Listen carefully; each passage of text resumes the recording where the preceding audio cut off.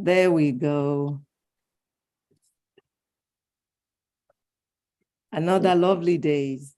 You know, I don't know what the temperature was today here, but I know it wasn't 50, like in California. Auntie, are you trying to tell us something?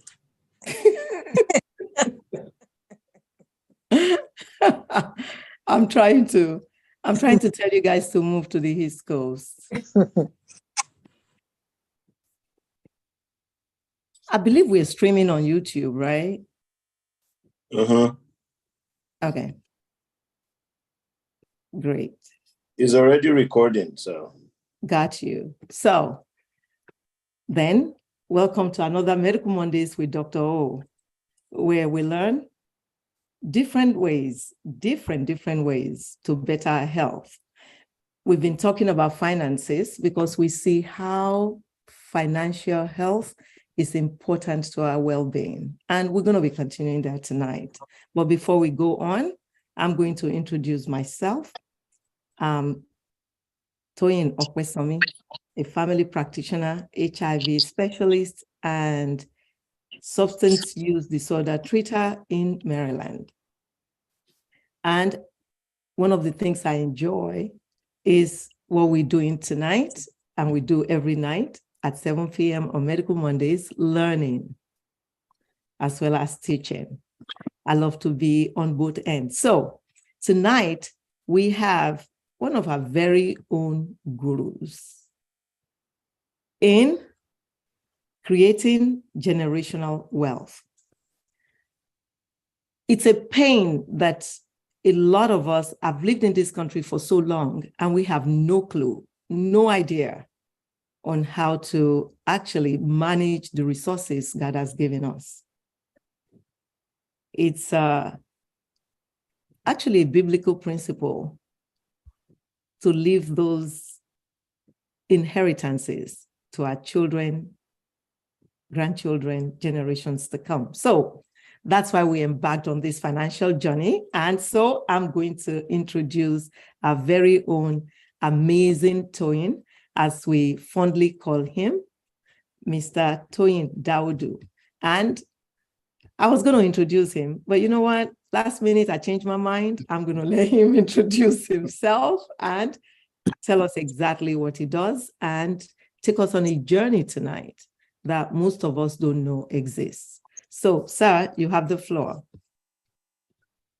Okay, good evening, Dr. O and the rest of the audience. Thank you so much for inviting me. And I'm happy to be here and give people the opportunity to learn a little bit about real estate. Most of you probably know about real estate because I assume most of you probably own your own homes or you have a little bit of real estate in your life. So I'm going to want this time to be interactive. So I'll give a general introduction of US real estate, how vast it is, and then I'll discuss how individuals can participate either on a part-time basis or on a full-time basis. So that will be the essence of this lecture. I'm assuming this gathering is about an hour, and maybe I'll give or take questions after that. So I'll probably spend the first half an hour. So my name is Toyin Dawodu. I have been a real estate investor for the last 25 years. I didn't study in real estate. You know, I went to school to be a food technologist. I didn't practice. I kind of found myself in business, not by accident, you know, but by design, because that's really what I wanted to do. I only did food technology because I got a scholarship to get out of Nigeria. That's why. So then I went to school for finance. I got a BA in finance and an MBA. But I've never had a job in my life since I got out of school. So I've been involved in all kinds of businesses. I started with mortgage banking, investment banking, Then I had a technology company at some point. I'm also a real estate licensed broker in California, which I've done for about 20 years. So eventually I settled in real estate investment. In other words, buying, selling, developing, renting, leasing, and all those kind of stuff. But the whole objective is to create some kind of wealth, find myself a full-time employment, because when it's all said and done, you create your own job. That's really the way I look at it. So you create your own job, and you create job for other people. At some point, I had 100 people in my employment that I employed. These days, it's a little bit less, a lot less, because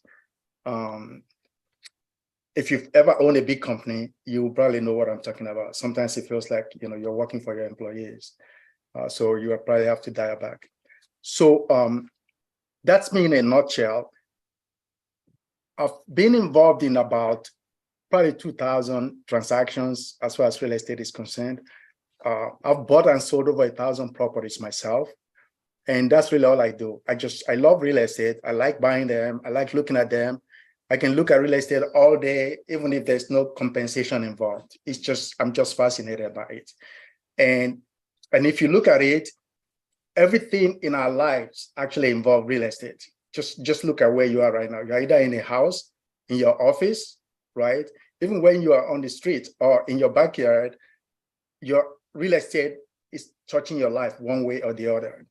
And so the objective is, how do you make real estate work for you if you're surrounded by real estate all the time?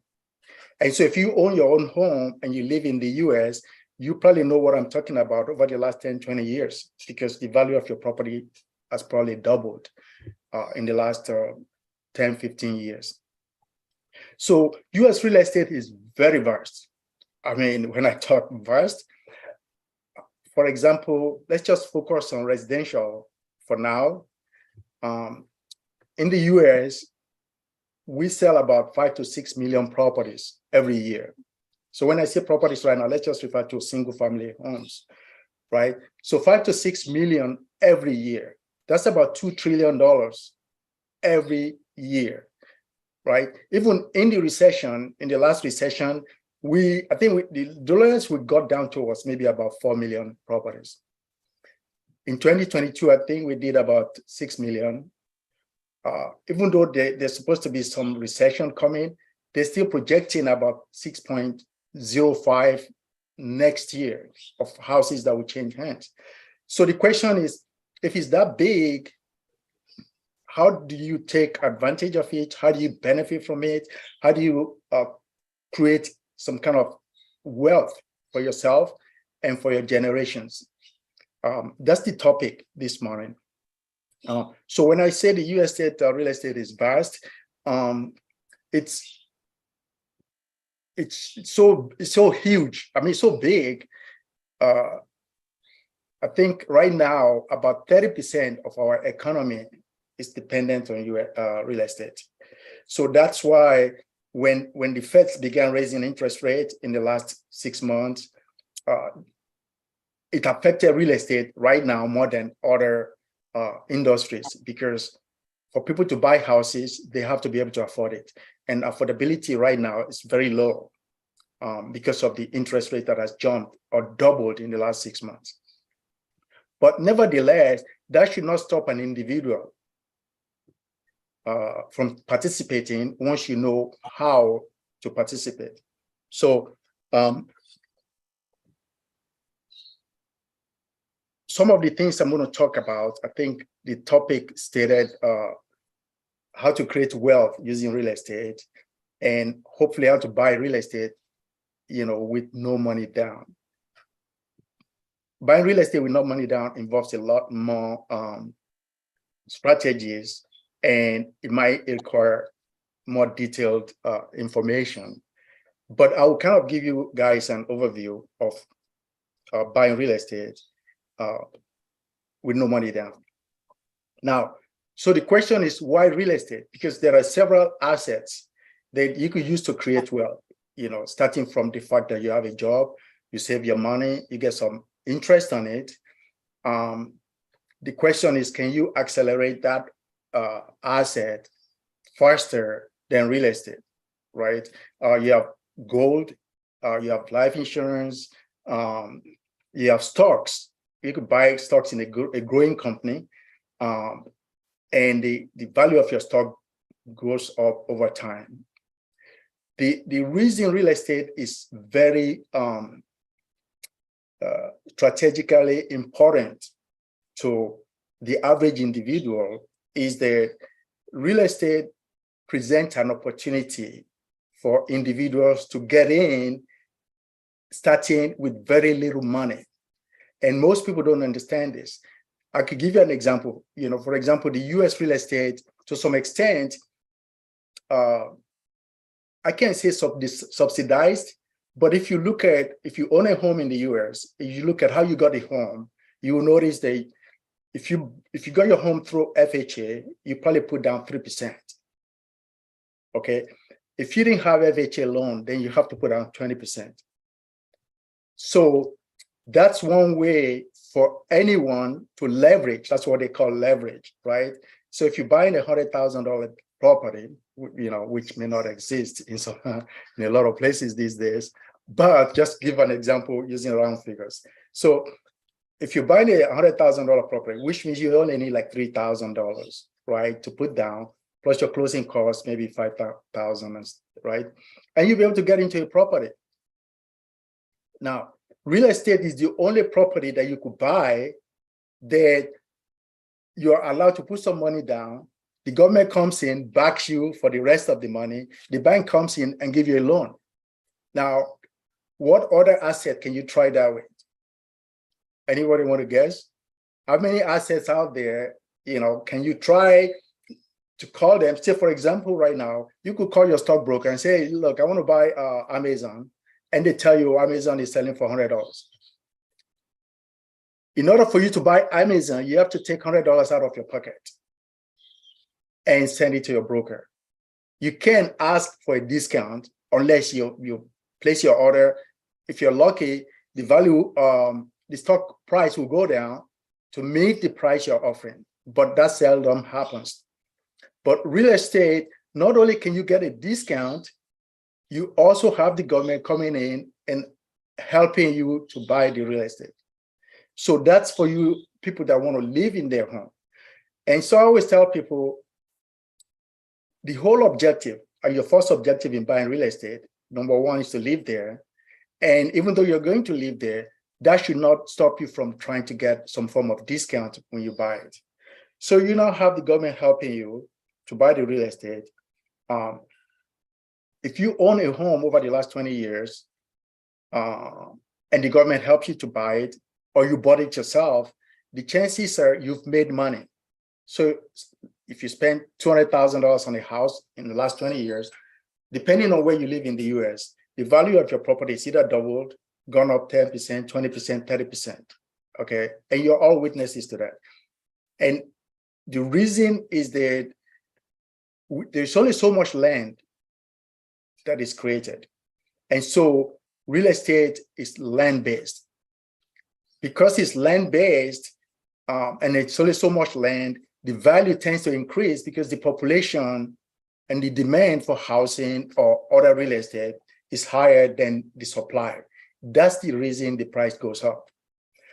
And so the question is, well, for somebody that wants to create wealth, after buying your first house and you've seen the value, you're now wondering, well, if this house doubled in the last 20 years, how come I didn't have 10 of them? So imagine if you bought 5 or 10 houses or 5 houses in the last 10 years, and they've now doubled, right? And you could be a millionaire by now because all you have to do is sell maybe 2 or 3 of them and pay the rest off. And you don't have to work for the rest of your life. And that opportunity still exists. You could set your goal today, buy 1 house every year. Over the next 10 years, you could sell 5 of them. And if the value goes up, even just 10% a year, you have enough money to pay off 5 and then live off the rest of the houses. So those are the advantages that are available in real estate. And people wonder, well, if all these advantages exist, how do I get involved? And I'm hoping I'll be able to answer some of those questions, right? So now I could give you some advantages besides the fact that you could get money using real estate. When you own real estate, the government gives you the opportunity to deduct the amount of money you pay in interest, right? Especially if it's your house. But even if when you use it for investment, you're still able to depreciate the real estate over a period of time. So between depreciation, tax savings, appreciation, you're able to hedge against price increase in other areas of your life, what they call inflation. So if you had bought real estate over the last 10 years and your real estate has doubled, even though inflation is high right now, you're still ahead compared to other assets that may have gone down. For example, the stock market went down almost 10, 20% in last year. So given all those advantages, you now realize that if I plan to create wealth for my children or your grandchildren, what assets should I focus on or put in the mix of my investments, right? And if real estate is one of them, how do I participate? How do I get in, right? How much money do I need? What areas do I invest in, right? What do I need to know before I jump? Those are the things that usually confound people in terms of, okay, well, real estate is very scary. I heard that people lose money in real estate. It's possible, right, to lose money in real estate like anything else. But if you know how to get in and how to get out, or when you should get in, or what you should buy, then real estate is actually a big hedge against a whole bunch of other assets. It's got a higher advantage to most assets that we know. Okay, if you look at from time immemorial, right? Real estate has been described as the basis of all wealth. And the reason is very simple. In those days, I don't know, thousands and thousands of years ago, the people that control land usually control the country or the city, right? That's why they call them landlords. So you have the landlords and then you have the peasants. And that's the way it used to be, okay? And so then they pass this land generationally to their own people, to their children, okay? The land increases in value, and it seems like their children, grandchildren are always wealthy because they pass the land to them. It's the same thing that any one of us can do. And given the opportunity in the US, okay, and the ability to control real estate, because in US, the real estate industry or the market is so versatile that it's a lot easier actually to get into real estate than in getting into most of the assets that we know, right? For example, real estate is probably the only asset that you could buy and you don't even have to show a driver's license. If you decide right now to open a stock market account, they will ask for your social security number, your driver's license, where you live, what's the name of your first son, and all that kind of stuff.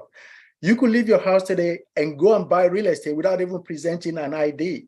That's how easy it is in the US to buy real estate. And everything about US real estate is public record. So you could, there are data banks out there that will tell you who owns what in the US, to where you could sit down on your computer and decide, okay, I want to focus on this area of real estate, and I want to decide what kind of properties I want to be involved in. And it's all available to you as in publicly. That's what, the way to look at it. And so because it's so publicly available, the process of transferring real estate is made, I wouldn't say easy, simple is the word to use, okay? It's so simple. If you understand it, you'll find out that, wait a minute, what have I been missing? You know, for example, you could buy real estate and put the title on a sticky note, right? And take it to your county, and they will record it for you as proof of your ownership. That's how versed and easy it is to buy real estate. Now, how do you buy real estate with no money? Okay. Sometimes when people say, well, you could buy real estate with no money, you, as the receiver of the information, you start wondering, well, there has to be some scam involved. How can you buy something with no money? As you begin to understand real estate, you will understand the reasons why real estate is a lot easier to buy with no money. So, for example, I said you could buy real estate without presenting any ID. Okay. In real estate, there's a paperwork that we call the controlling factor in real estate, and it's called the grant deed, the warranty deed, which means once you have that deed, okay, you now control the real estate. And so the deed transfers from person to person. The person that has the deed controls the real estate. The bank controls the security behind it if there's a loan involved. So whoever controls the deed can transfer the deed to anyone at any time. So if you are lucky enough, or you market to some area and you encounter a real estate owner, right, maybe down the street from where you live in, that says to you, well, you know, I want to sell my property, and you ask them why. Well, because I got to move to another state, and because of that, I need to sell. So let's assume you have no money, and you're able to tell Mr. Jones, let's call him Mr. Jones. Mr. Jones wants to sell his property. You have no money. He has no loans on the property. It's just assume he has no loan. And you tell Mr. Jones, okay, I will buy your property, but guess what? I don't have any money. I mean, it's as simple as that. I don't have any money, but why don't you act as the bank for me? In other words, you give me the grant deed and I'll make payments to you. That's how simple it is, right? Sometimes people will say, well, why would Mr. Jones do that? Why will he give you the deed to his house and make payments?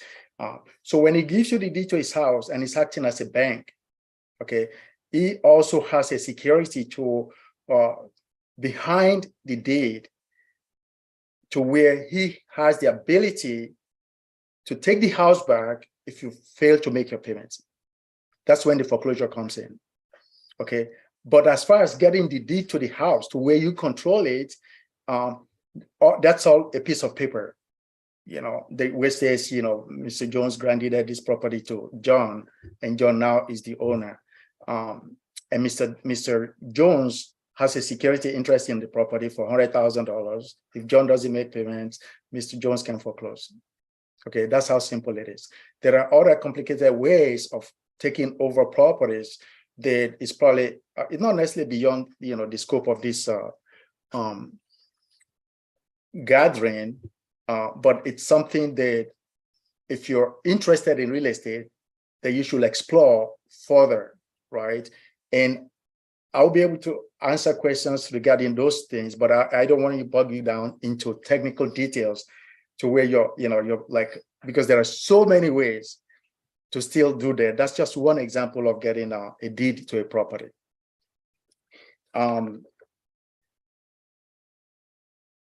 Okay, so say for example, now you own a property over the last 10 years, right? And you have a pile of money, okay? Either from your equity or from your job. And you're deciding, okay, I got this money, the bank is only paying me 2% interest, 0% interest, what do I do with it, right? Should you buy another property? Because if you bought one that last 10 years and it doubled in value, then what's stopping you from buying another one? That's how you actually begin to create wealth, right? So you have a property right now that is worth 400,000 or 500,000. Okay, over the last 10 years, you paid it down and you only owe 200,000. So you mean you got 300,000 equity in the property. So that's almost the same as having 300,000 cash. Okay, so what happens is that sometimes people leave this money as equity in their house. Okay, and the value of real estate dips a little bit or goes down. So all of a sudden, the 300,000 equity you have is now 200,000. So if the bank is going to loan you money, and they are loaning you, say, 70% of your equity, and the equity now dips 30%, then the amount of money you could take out of your property is also lower. So I tell people, some of the clients that we have, if you have equity in your house, rather than sit on it, you should always think, how much of it should I take out, put it in another vehicle that will give me the same return or higher than I'm paying the bank. So instead of sitting your money down, I call it dead equity, because it's not as bad right now. In the last recession, in 2008, when we had this big recession, a lot of people had a lot of equity because the price of properties was at the highest in 2007. And so we were talking to some people and say, oh, you know what? You should probably get a line of credit, use your money to buy other properties, or sell. A lot of people failed to sell at the height of the market. And so the market came crashing down. I think US market dropped almost 40-50% in some areas. Some areas it dropped 60%. And so somebody that thought they had an equity of 300,000, all of a sudden found out, they only have 100, when it was all said and done. Okay, so that's another way for you to create wealth, because real estate is so magical. That's why I named in my book, The Magic of Real Estate. And hopefully, if you get a chance, I'll give you guys a link later to where you could download it for free. Now, real estate is so magical that you buy it, you sit there, even though you're paying a mortgage, all of a sudden you found out that all the mortgage you paid is actually giving back to you. You understand? That's the magic of it. If you got in with zero, you've basically created, an infinite return on your money, because you have appreciation on money that you didn't invest. Okay, so always look at your equity, make sure you take it out in time, and make sure you use it for something that will give you a better return than what you're currently earning or what the bank is charging you for it. If you take an equity loan at 7%, and you could earn 10, 12, 15, 20% return on your money, you pay back the bank 7%, you're still ahead about 5, 6, 7%.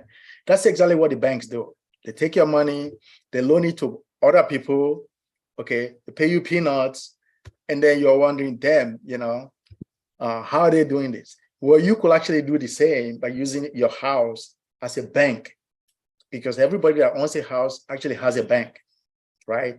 In your bank, you save money in your house through your mortgage.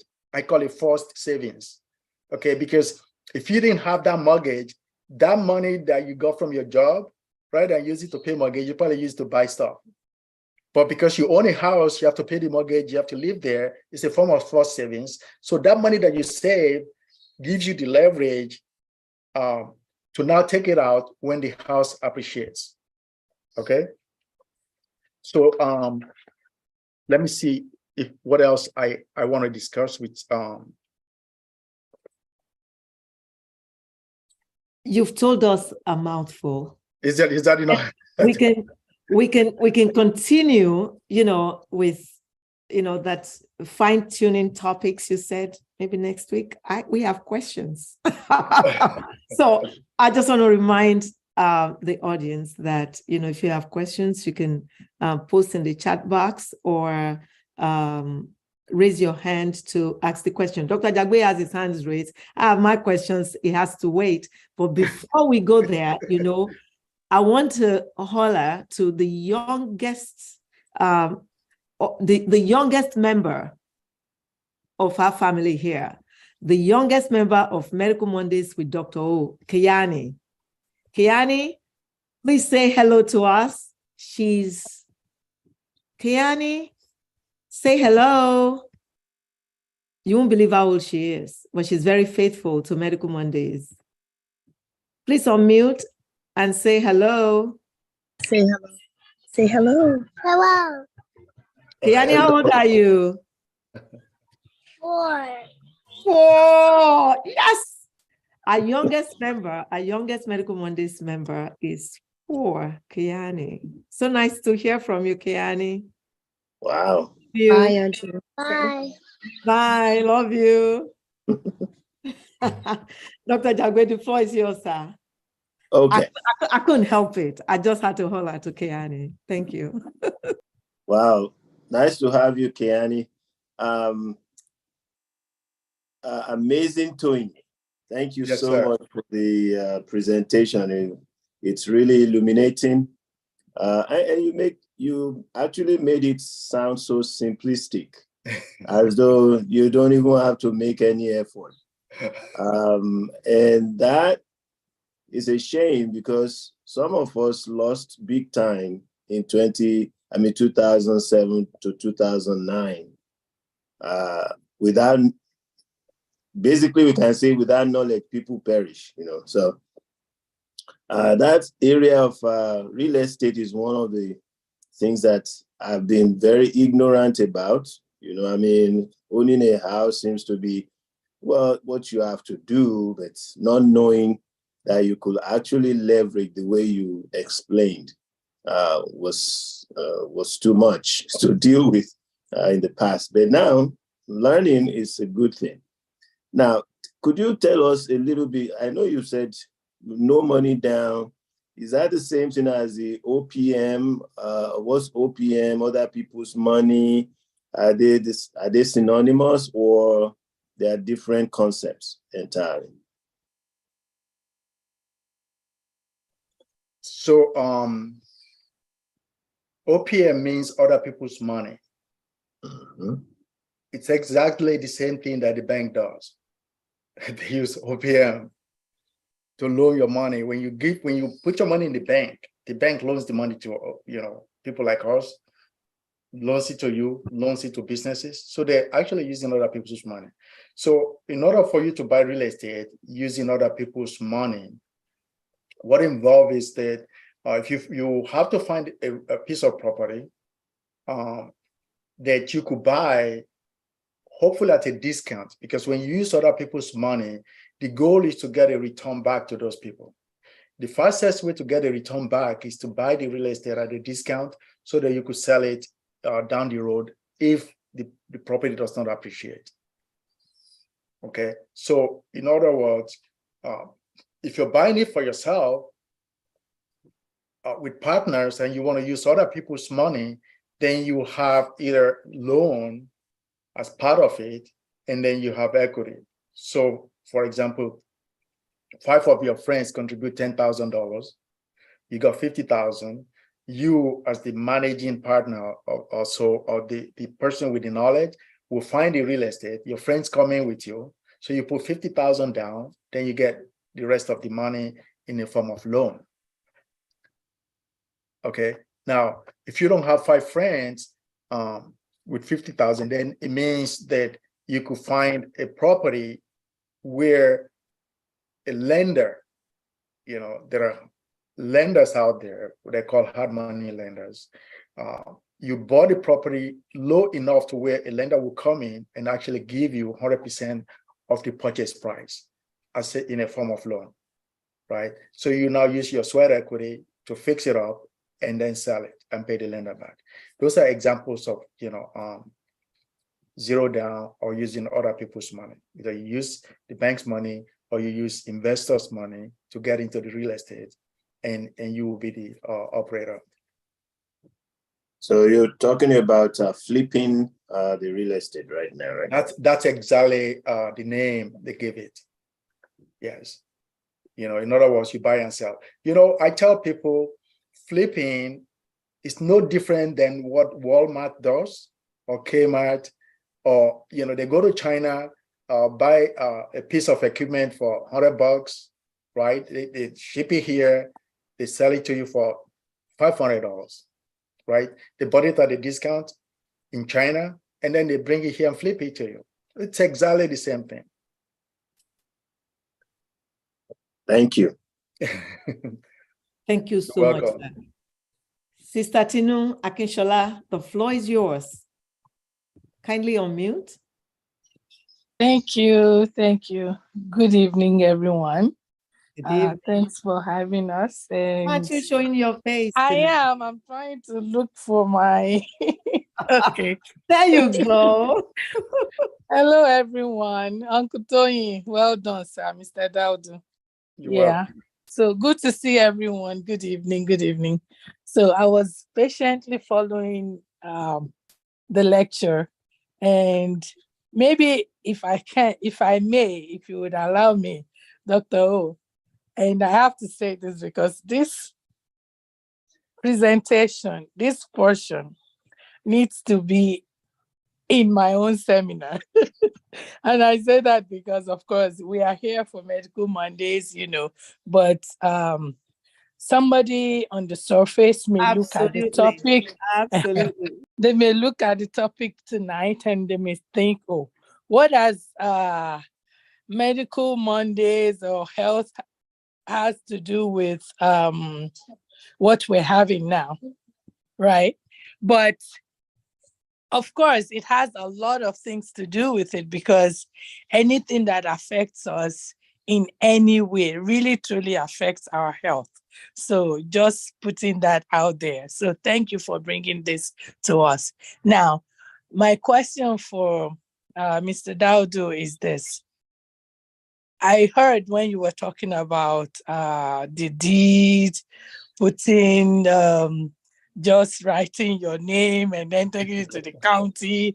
Of course, it's not as simple as that. Now, I want you to please explain because Dr. Ajagbe went through that portion, but perhaps he didn't say exactly what I wanted or the question I have on my mind, which is regarding breaking down to us what happened when the bubble bursted, when the real estate bubble bursted, when people were being lured into thinking, okay, you can take first and second mortgage. And if you take this second mortgage, don't worry about the first mortgage. And a lot of people lost their homes. And I'm saying this, you know me, you and I will talk a lot. And you know that I used to be a real estate settlement attorney. In real estate transactions, there are so many portions that one can actually participate in, maybe as an agent or a broker, like you are both, or as a settlement attorney or something else, even searching for at the court counties, the records and all that. So in my case, I was a real estate title attorney. Now, when you come to the buyer and the seller and the agent, of the seller comes in, brings in the buyer, I saw that there were so many Nigerians or even our own Africans who just they are all hell-bent on their own commission. They really didn't tell in total the deal behind, okay, not paying this extra amount of money, but paying that one for the second mortgage. And lo and behold, a lot of people lost their homes. So I found out when I was settling cases, a lot of people really, truly, excuse me, may actually walk out away from the settlement table because I'm trying to explain to them the truth in lending. You remember that document, which some agents don't want their clients or the buyers to know because that will impede and right there stop their own commission. So a lot of time when they come to the settlement table, I'm there, they're like, oh boy, that thing is not going to happen because the buyer who is trying to get into mortgage, into financing and stuff, is not giving the full truth about what they will be getting into. So please educate us on that. Thank you, sir. All right. So the first question was, what happened in the last bubble? Yes. So in 2000, between 2002 to 2007, right, the prices of real estate in the US went up astronomically. And the reason was very simple. There were a lot of buyers that wanted real estate. There were a lot of banks that wanted to give them the money to buy the house, whether they qualified or not. Okay. And so the banks at that time had just created this instrument called MERS, in which, at some point in the real estate world, when you loan money on a piece of property, the bank usually service the notes themselves. So eventually the investment banks in the Wall Street, bankers in the Wall Street, decided, well, here's another way that we could create more money. So instead of holding the note and we're servicing it, we'll just sell it into the secondary market, and then we have more money to loan.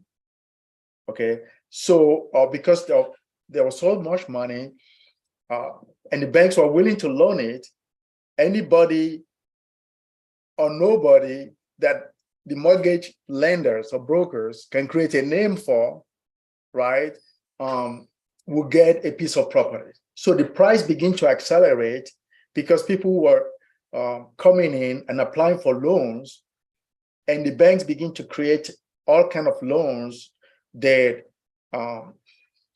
does not require qualifications. In other words, they need your name, social security number, and then they want you to tell them how much you make or how much you think you make, right? So people were inflating their salaries and buying houses they could not afford. And because at that time, the bank were also giving loans against properties that is higher than what the properties were. So at some point, similar to what they call this fool's theory, right? Everybody's coming in and buying the houses, okay? At some point, the music stopped. The bank realized, oh, wow, these prices are so high, we don't even know if we can sustain it. And people were betting against the acceleration of the prices, that this price is going to crash. The news people came in and said, hey, you know what? It looks like this music is going to stop. It's probably going to crash. The economy was a little bit shaky because U.S. Real estate is about 30% of our economy, right? And so when people stop buying houses, right, the ones that have bought that have no investment in it could not make the payment. Okay, so rather than struggle to make the payments, right, the recession helped accelerate the fact that if I own a house that the bank gave me for free, 100%, or in fact, they were giving 120% loan at that time. So you buy a house for 100,000, they give you 120,000. Okay, so you pocket around 20,000, and just at the slightest recession, you lost your job. Said to the bank, okay, sorry, adios. And so the bank now had to take back all these properties, okay, and lose the money. And the people that bought a lot of properties, more than one or two, that could not make the payments, they began to give them the keys back to the bank. And so we now have an avalanche of foreclosures, in 2008, 2009. And when you have a higher supply than demand, then the price has to come down. That's really what happened. Okay, I hope I answered that question as far as bubble is concerned now. But in terms of people that are involved in real estate, when a property is sold, a lot of a lot of people get paid, from the government all the way to the guy on the street that cuts the grass. So a single property that is sold generates income for probably up to 100 people, including entities, government, escrow company, loan company, title company, loan brokers, construction workers, the Home Depots of the world, the termite company, the septic company. All of those people got paid, right? And so when housing stops, or all the income that flows to those people now stops. That's part of the reasons we sometimes have recession the moment housing is affected, because a single property could pay like 100 people that depend on the continuous flow of such market activities. Okay, and so it hasn't happened in the last 1 year because as much as the news, and plus in 2008, the news came in and they panicked everybody. Okay, the panic was easier because people have no equity in their houses. If you look over the last 6 months, there has been, not intentionally, but I would say, the news people, they're looking for audience. So the more bad news they can put on their on the airwaves, the more people eyeballs they get. So they've been like making noise for the past 6 months. Oh, we're going to have a recession. We're going to have a recession. The house price is going to crash, blah, But it hasn't.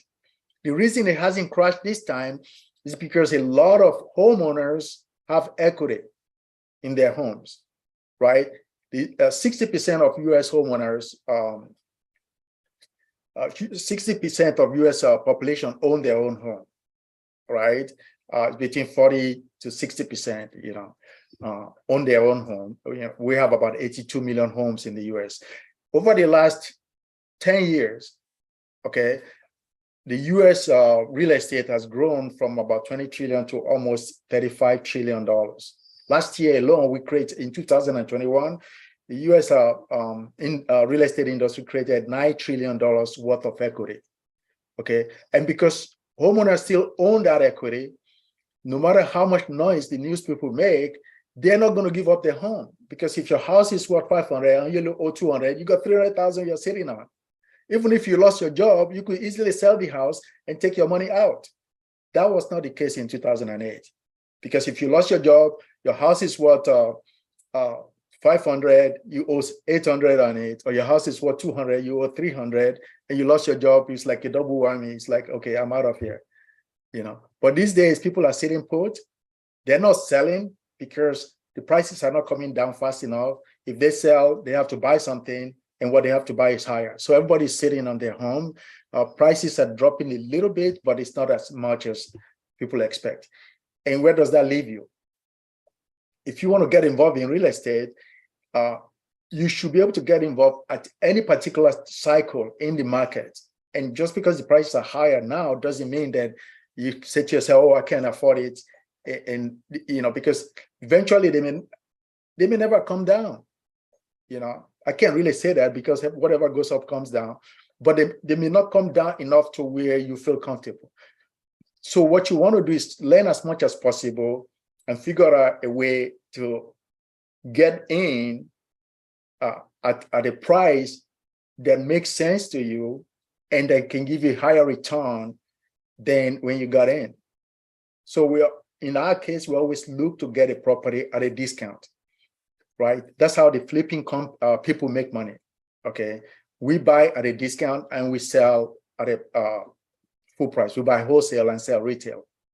That's exactly what it is. That's what Amazon does, or any other marketing company, Yeah. Walmart, Kmart, Costco, they buy wholesale, sell to you retail. That's what we do. So the thing is for you guys to learn how do you buy wholesale and then keep it or sell it as retail in the future. Okay, some of these things that we're talking about, I explain in my book. like I said, you could go to my website, amazingtoyin.com. You get a free copy there.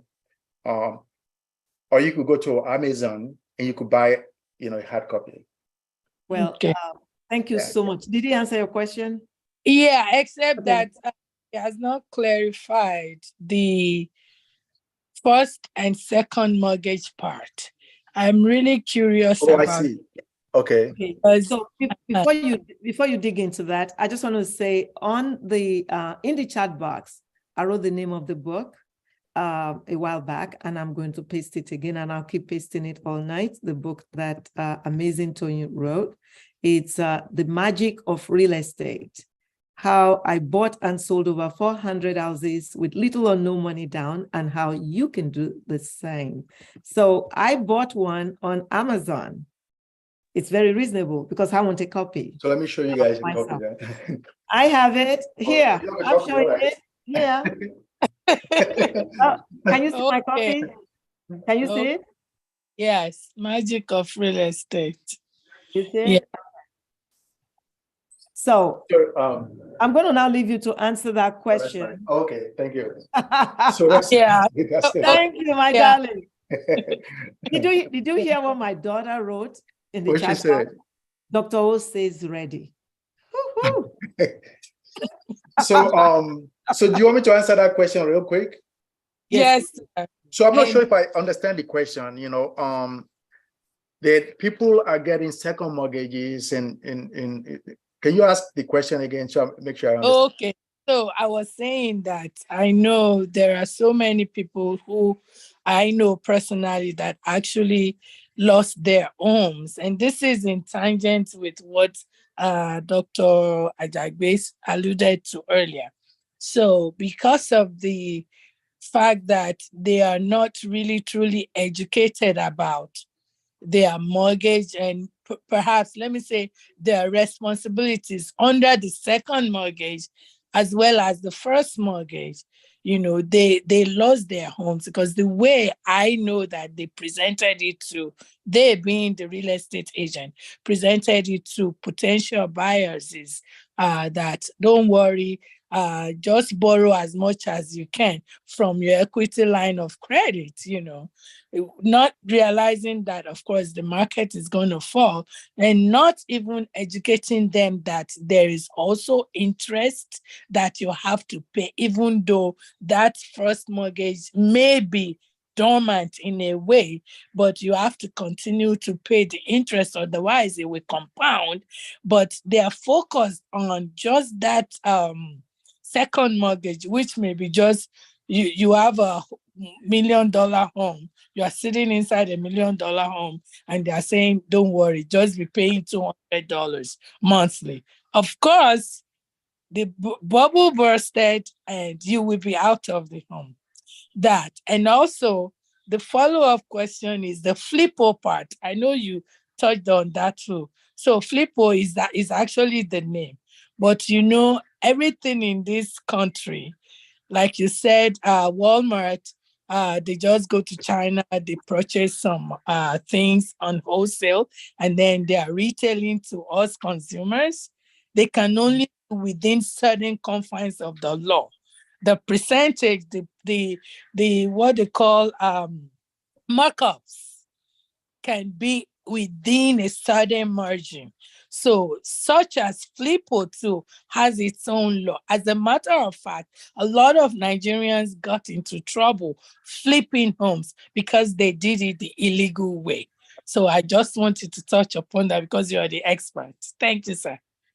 Okay.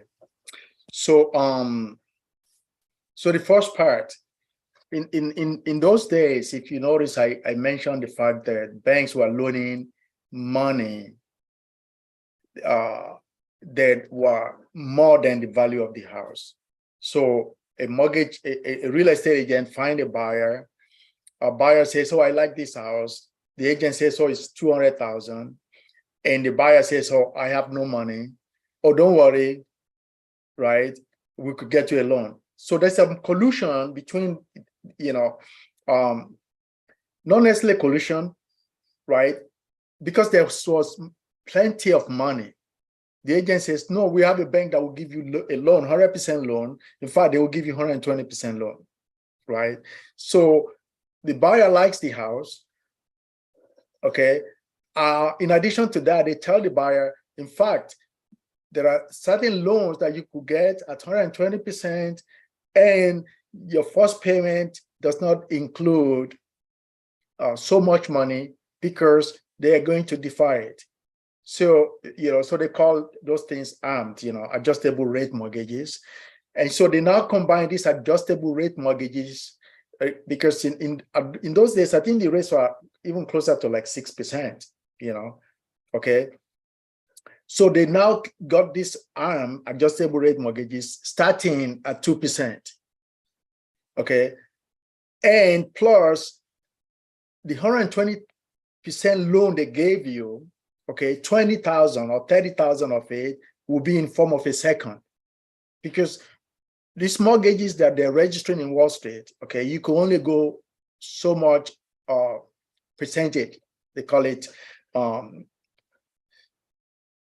LTV, loan to value. So the loan to value cannot be more than a certain amount in order for this mortgage secondary markets to buy the loan.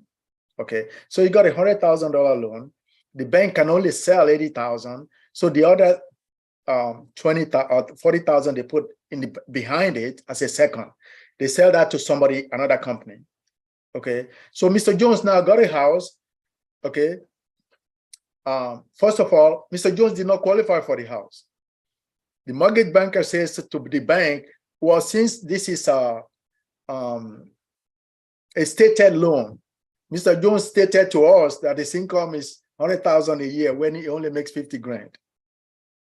Okay, so everybody was in it, not necessarily illegal, but it's more like some form of exuberance to where at that time, everybody thought the price would keep going up. So when the music stops, Mr. Jones that was paying $600 mortgage, right, has not even started paying the second, So eventually the second became due, right? He can't afford the first because he lost his job. The second comes calling.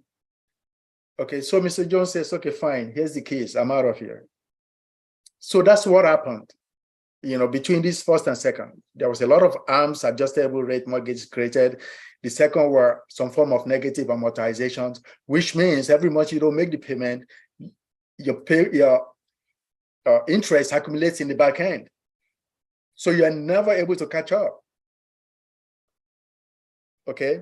So, now, people, indirect conspiracy. Yeah, that's the what question? those are the words he was looking for. But thank you, Uncle, because you just hit the nail at the end. You got to stop now. I have lots of questions. No, I'm stopping.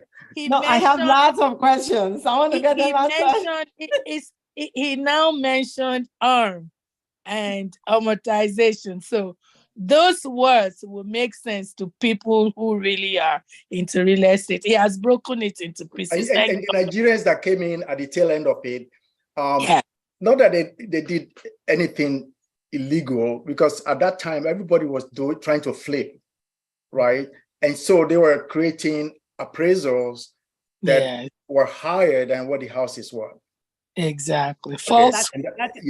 That is false. It's illegal. Misrepresentation. Yeah. So thank you, sir. Okay. Right. Thank you so much. So you know what? This is okay. I just have to say this, that my sister, we see eye to eye, like all the time. She said it. People may be wondering, why are we talking about mortgage and accumulating wealth on Medical Mondays with Dr. O? It's because of requests. People actually called me, texted me last year that, are we talking about mental health? We're talking about, financial health. Our health generally, that we need to talk about financial health because they have issues with finances. And when Douglas came in to talk to us, we realized the gap that we have. We have a lot of gap. And people my age, we've missed out on so much. It's frightening. So I'm glad that on this forum tonight, there are lots of youth, young adults, and, we should start earlier. I'm glad Auntie Tawa has her hand raised, because I know she will give us a wealth of stuff. Maybe she will share some that she did earlier. But, regardless, it's fantastic that it was brought up that we need to talk about financial health, because it directly impacts medical health. I see a lot of patients who come in, and guess what? Their problem, the bottom line, is that financial problem. So I have 2 hands raised, but pardon me, just because of the time we've spent with people who have the opportunity to raise their hands, I want to take 2 questions in the chat box, and then I'll revert back. Is that okay? Thank you. So our sister Mary asked, how does your credit score affect your borrowing power? Okay.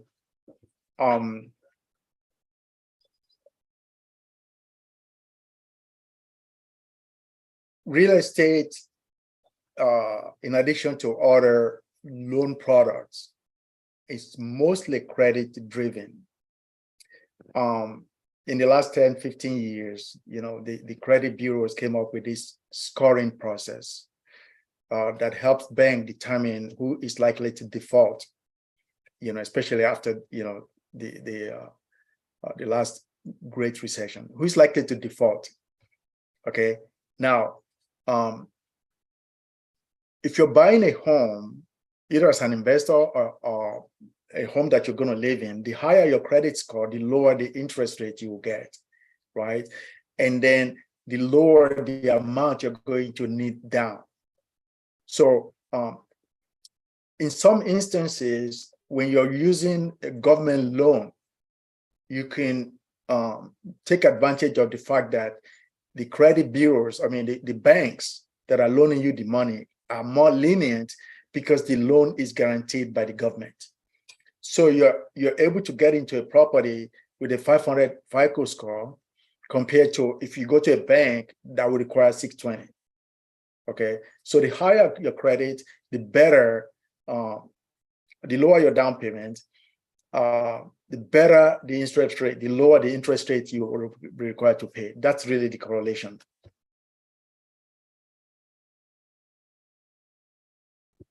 Thank you. So I'm going to call on Auntie Tawa, then I'll go back to the chat box. Please repeat that, please, what you just said. I'm sorry, Dr. O. Can you, the higher, this, that, can you repeat that, please? That's okay. Please. So the higher your credit score, okay, the lower the interest rate you'll be forced to pay, right? So if you have a credit score of 750, for example, and you're buying a $500,000 house, okay, and let's say the bank rate is 6%, and the bank offers you 6%. Another person buying the same value house with a credit score of 600 will pay higher interest rate than you because you have a higher score. And because you have a higher score, your risk is lower as far as the bank is concerned, compared to somebody whose credit is lower, to where the bank is worried that this person that has 600 FICO will probably default compared to you that has 750 FICO. Okay, and you also said something about the government loan. It helps you with the bank, blah, blah, blah. Can you? I'm sorry, I need to ask this question. Oh, no, that's good. It's a good question. So probably 50, 60% of homeowners, I'm basically just putting a guess out there, but majority of homeowners, especially first-time homeowners, use government loans to buy their first property. Okay, a government loan is an FHA, Federal Housing Authority guaranteed loan that says to the bank, look, if Mr. Jones defaulted on this loan, we will come in and make you whole. And so the buyer is required to take what is called mortgage insurance that the buyer pays for. So because of that, the bank now don't necessarily look the other way. They're more lenient in terms of FICO score, right? They're more lenient in terms of down payment because the risk is already been guaranteed by the federal government. Okay, and that's really what makes our housing so robust, because the federal government guarantees, I don't know, 50-60% of all FHA loans. I mean, all first-time home buyers out there, right? And that's why we're able to turn a lot of housing, because the amount of housing we turn in the US is not compared to, there's nothing that compares to it in the rest of the world put together. And it's because our government basically says, hey, we are going to guarantee all these loans because we know the value of housing to the economy in general. That's one way to look at it. Okay, so with the PMI, right? Mm-hmm. Why is it that some people are able to request the PMI to be removed and others it stays on there permanently? You know, so you keep paying this PMI forever on the loan. You cannot remove it. Can you explain that aspect? Yes. And that is mortgage insurance I'm talking about.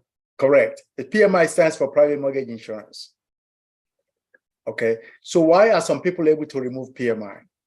In the past, you can, because of the magic of real estate, let's keep referring to this magic, right?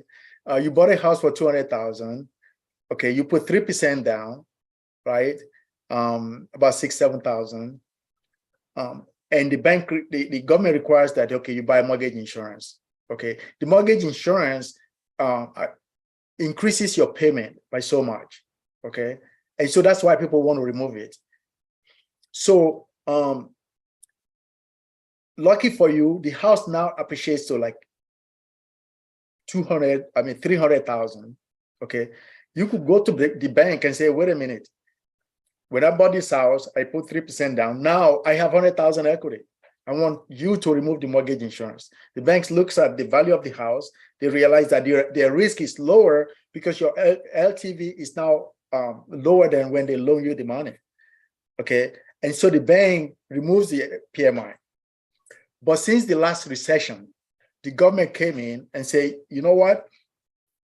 We're not going to remove this PMI because we learned our lesson in the last recession. And so even if you have a lot of equity, right, the only way you're going to remove this PMI is if you refinance, you pay us off, okay, and now you take advantage of your equity. So that's why it seems like you can't remove it. But you can remove it. You just have to refinance out of the mortgage insurance premium that you're paying right now, okay, because you have the equity to support the new value. That's one way to remove it. Thank you very much. Thank you so much. Auntie Tower, go ahead, ma'am. Then Dr. Ajagbe, you'll be coming next, sir. Good evening, everyone. Evening. Happy New Year. Happy New Year. Yeah, I have a couple of questions, Mr. Dawodu. Sure. When we were talking about equity line of credit, Yes. you said when you pull it out, you can use it as a down payment for another property. But if you don't want to go along that line, what other instrument can you use it on? So, so when you get equity line, some banks will actually give you a checkbook. Mm-hmm. You can write a check. You can write checks against it, right? Some will just give you a lump sum. Okay. So, what other products can you put it in? Mm-hmm. Well, I'm an expert in real estate. I don't get involved in stocks, right? Because I can't say I don't understand it, but to me it's too speculative. Okay, so you have to understand it. Now, when you buy stock, you can put it in stock. Make sure you're buying a company that has value behind it. Okay, you're not just buying it because you see prices moving all over the place. Okay, and make sure you're buying it for the long haul. That's one instrument you could put your money in. If you understand gold, you could put some money there if you understand it. But the reason I prefer real estate is because you have control over it. Okay, real estate gives you the most control of most of the assets that I know. If you buy stock, you don't even control what the company is going to do the next day. Okay, when you buy a house, you could drive by it, make sure it's still there. Well, it's always going to be there, but just okay. Before you buy the house, you will see the house, you will price it. Okay, if the value is 100,000 and you're paying 80,000, you already made money going in. That's why real estate is so versatile. It's so interesting that if you understand it, you will find out it's got the most value, especially for the common man, right? Most wealth in this country or all over the world were created using real estate. Most rich people store their money in real estate. Like even, the richest people in this country, after making the money, they now bring it back to real estate. 80% of bank money is in real estate. I think last time Douglas was here, he told you guys, all of the money, most of the money insurance company is taking from you, they got it in real estate. Why do you think they put it in real estate? It's about one of the safest asset classes we have, if you just know how to get in. My other question is the location of the properties that you are buying, because you said if you meet your neighbor and you said, oh, I'm moving, you can take this house and that. Yeah, but what condition is the house? Where's the location of the house? And you are getting yourself, not that it's not possible, but how often do you find somebody that will just say, oh, take my house because I'm moving? So I can't say it's that often, right? But if you want to get involved in real estate, I usually advise people to start in your locality, start in your backyard, because you will know your backyard more than any place else, right? It gives you the opportunity to drive around, see what's going on, right? I mean, every neighborhood in the US has opportunities for houses where the owner is motivated. We call them motivated sellers, right? Okay. And after this, gathering, sometime tomorrow, drive around your neighborhood. You don't be surprised if you see a vacant house, a house where the grass is like 20 feet tall, right? Neglected. Okay. You see houses that need help. Those are the kind of people that, for a beginner that are looking to get involved in real estate, that you want to look for. Houses that gives you the opportunity to buy it at a discount, right? But at the same time, you could still buy houses even at near retail, I call it near retail, right? For investment purposes, if you have enough cash to buy it to where your rent. Okay, say for example, you got 200,000 somewhere, you could buy a house for 200,000, right? Well, if you put 200,000 in the bank right now, and they pay you okay, right? Compared to if you buy $200,000 house and you could charge rent of $1,500, you could see your return is a lot higher than if you left the money in the bank. Okay, in that case, you buy a house that does not present you any headaches in terms of fixing it. It's what they call, turnkey, right? Okay, and even if you don't have cash to buy the house turnkey, there are banks that will give you 70% loan against the house. So which means you only need about 40% or 40,000, 20,000 down to buy the house, depending on the price. The bank will give you 70% of the value, depending on your credit. So okay. What is your take on upper fixer? What's my take? Mm-hmm. Well, we mean fixer upper. Upper fixer. I think you're talking about fixer upper, right? Fixer upper. Upper fixer, both of them. Please explain what that is first. So a fixer upper is a property that you buy that you have to fix up before you sell it. Okay, that's what most flippers do. Okay, and the reason they call it fixer upper is because these days, people actually sell fixer-upper without fixing it. Exactly. Okay, and those are part of the aspects of real estate that give the various 20, 25, 30 different ways of making money in real estate, right? You buy the property, you don't even put money in it, right? You find a buyer and you transfer your ownership, right? Ownership means in the contract, right? You send your contract, sell it to somebody. So your contract with a seller. So for example, you're driving around your neighborhood, okay? And I'll give you an example. I mean, you know, it's something we've done. I want to give you an example. One time I was driving in one of my neighborhoods, right? I saw a property that had actually been vacant for 5 years. I saw it before. I said to myself, oh, I'm going to contact the owner. I never did. I forgot. 5 years later, I drove by. The house is still vacant. So I sent a letter. The owner was living in Las Vegas. I sent her a letter. I got a call back from the daughter. And the daughter told me, oh, well, yeah, it belongs to my mom. My mom is sick and she's been living with me. Yeah, we do want to sell the house. In the last 5 years, the city had put all kind of liens on it because it's been neglected. Yes. Okay. So I put it under contract. Okay. And I sold my contract to somebody else. I didn't do anything. You understand? So that's another way for you to get involved, you know, in real estate without any money, just like Dr. Jagbe was asking earlier. Okay, you sell your contract. They call it wholesale. Okay, there are 26 other ways, but I don't think we have time. Thank you so much. Don't worry. We'll tackle them little by little. Then, thank you so much, sir. Dr. Ajagbe, kindly unmute. Thank you very much. You're welcome. Thank you, man. Dr. Ajagbe, please unmute and ask your question. Yes. Again, thank you, amazing Toyin.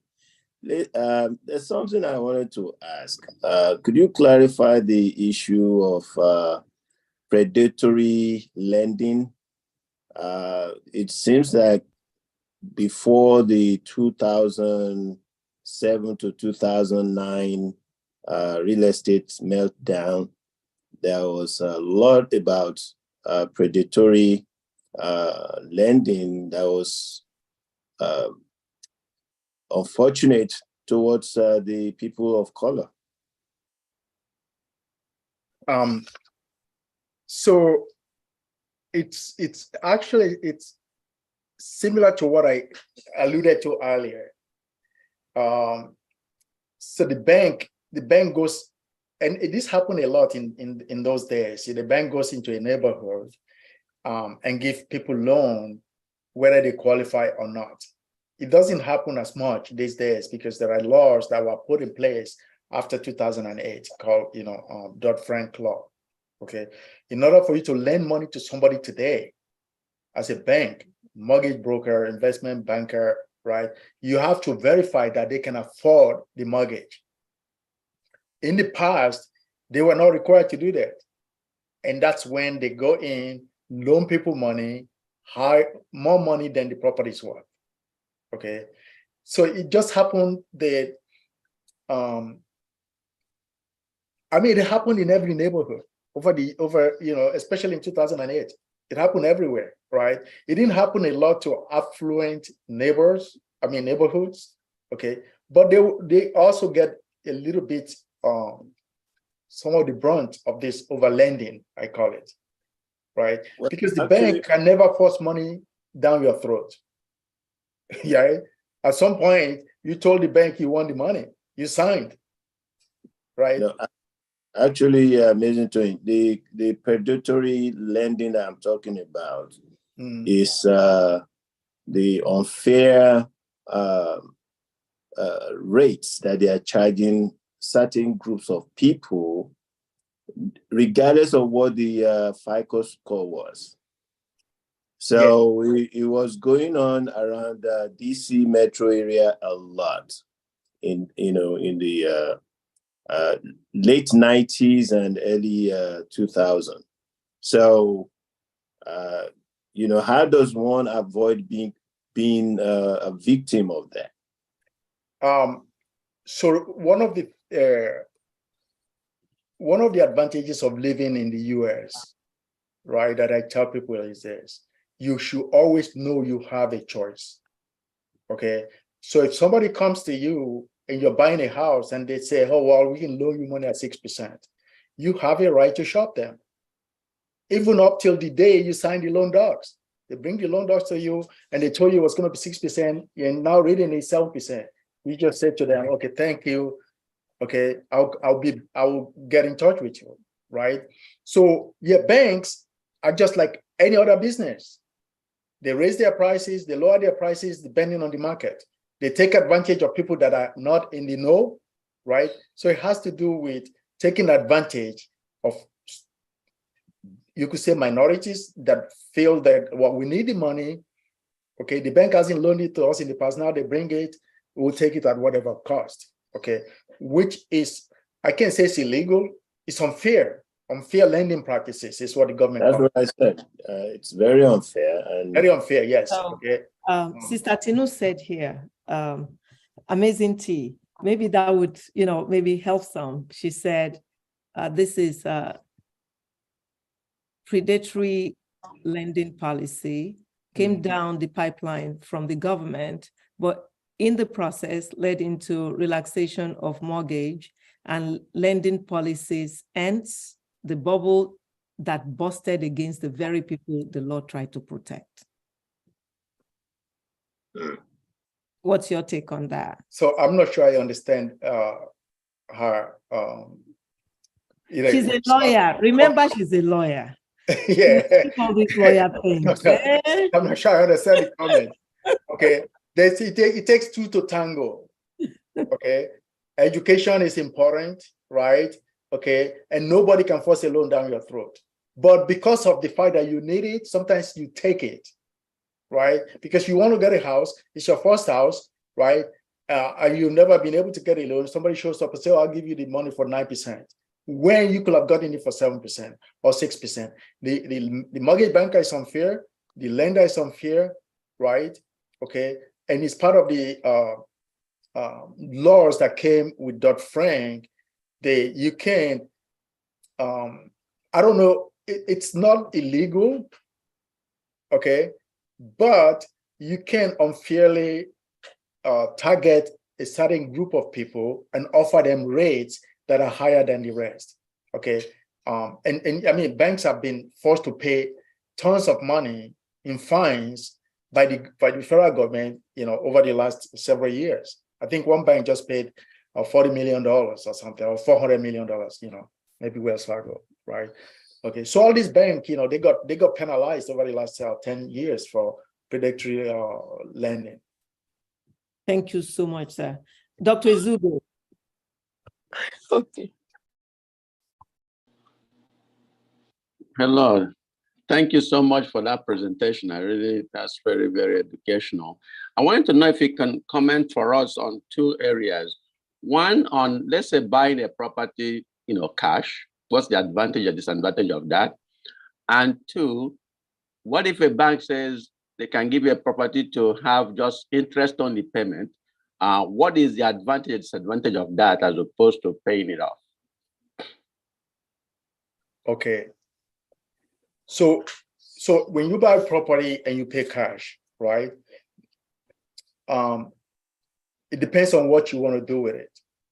If you're paying cash to live in there, right, then you have to look at the opportunity cost of putting your money in another asset that gives you some kind of return. If you're paying cash to invest, it's the same scenario. Okay, you got $100,000. You bought a house for $100,000. Okay, you're renting it out. Okay, so when you look at the rent gives you a return of say 8% or 10%. Okay, now where else will you have put the house? I mean, put the money to get 8%. Right, that's number one. Number two, if you have 100,000 and you could leverage it, so instead of buying one house, you could split it into three and put 30% down on each house, right? And then use the bank money for the rest. Now, if each house go up 10, 20% a year, you've now triple your money as opposed to putting 100,000 in one house. That's the advantage of having cash to buy properties. It gives you opportunity to leverage, and it gives you opportunity to actually negotiate price in certain scenarios. All right. Thank you. I think your second question was interest-only loan, right? Yes. Usually, interest-only loan is used a lot by investors because they want to conserve their cash. So instead of amortizing the loan to where your payment is higher, right, you only pay interest because you plan to sell it anyway within a certain amount of time. So what's the point of if you get interest-only payment and your payment is $1,000, right? That's $200 you're not giving out every month if you amortize the loan. So it's just a way of conserving your cash as an investor. That's why most of the loans we get as a flipper is interest only because they're short-term loans, anywhere from 1 to 3 years. Thank you. Can you define amortization? Because some people may not know what that is. So amortization, Thank you. I don't know if there's a definition. It's basically a way of spreading your payments to where the principal and the interest, okay, are spread over a period of time. That's what it is. Okay, which is kind of different from what the gentleman that just asked the question about interest only, right? So interest only, you only pay interest. When you pay interest and principal over a period of time, it's now amortized over the life of the loan. So instead of paying, the interest, you pay the interest, you pay a little bit of principal over a period of time, 15 years, 30 years. Right. I think amortization basically means paying off the loan. Thank you. Thank you. Thank you, sir. It's just, sometimes we use these terms because we're experts in certain areas, but some of us don't know what they mean. So, Dr. Booker, kindly unmute and ask your question. Oh, boy. Yeah. Yeah. When you were talking about the predatory thing, is that the same as redlining? Because we know the banks, there was this term how the banks would redline and only give loans to, in certain areas, Black people did not get loans. And secondly, why is it that so many people keep calling me like, are you ready to sell your house? Who are these folks? I want to buy your house. So I said, okay, if you want to buy my house, bring me 5 million and let me call FBI to help me come to. And then they hang up. How about your text messages? They text you, they call you. No peace. So redlining, it's a discriminatory practice that were part of, the Jim Crow laws, discrimination, oppression, that a lot of advantaged, I would say, the people that had the advantage in those days were the white folks, right? So a bank in those days come in and they say to themselves, well, they draw a line around a neighborhood and they'll say, we were not going to loan money in that neighborhood because the neighborhood is depressed, right? And the value is not going up fast enough. Okay. And so that's how redlining came. And all these neighborhoods were existing all over the country in those days. Some still exist, believe it or not, because a bank in California was just fined $40 million for redlining an area in Los Angeles. And this is a local bank. Okay, so it's a discriminatory practice by banks against minorities, really, because those are the people it happened to. Okay, but the federal government came in, they passed laws against it. Banks are now more careful. They still do it in a subtle way. So very, very, you don't have a whole lot of control. If you there's another thing they do where they underappraise your properties. They are underappraised properties in certain neighborhoods. It's a form of redlining. Then people that call you to sell your house, you should welcome them. You probably got such calls from one of my callers, right? The reason they're calling you is this. So we got like 6 million houses that change hands every year. About 5% of them, 5%, give or take, are motivated homeowners that have a need to sell.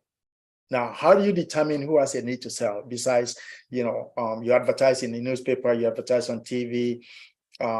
These days, we call it cold calling. That didn't exist 10 years ago, okay?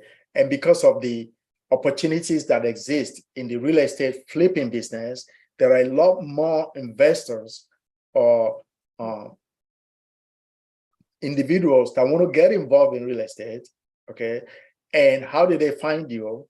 Well, they have a list, okay? It's a cheap way for them to get to homeowners that they think might be interested in selling, So you could put your number on do not call list, and they're supposed to stop calling you, Okay, so that's one way to get rid of them. Does that answer your question? Yes, it does, because when I sell it, where do I go? Oh, that's exactly the same question most people have right now. If I sell my house now, what can I buy? Mm-hmm. That's why it feels like housing is supposed to crash. It's not crashing because the people that are supposed to sell are not selling. The baby boomers are not selling because they don't know where to go. They can't afford the next house. So we're in a quandary right now as far as housing is concerned. And that's why most of the governments, local, state, and even the federal government are pushing for affordable housing because affordability is very low right now. Mm. Thank you. So we have a question here that says, would you recommend leveraging debt in the form of credit cards and taking loans against the credit to buy property? So, okay, let me make sure I got the question right. In other words, taking loans against your credit card to buy property. Yes. Okay. So, if you look at the fact that the credit card interest is anywhere from 20 to freaking 100%, right? Mm-hmm. Okay, it's very high. Okay. Yeah.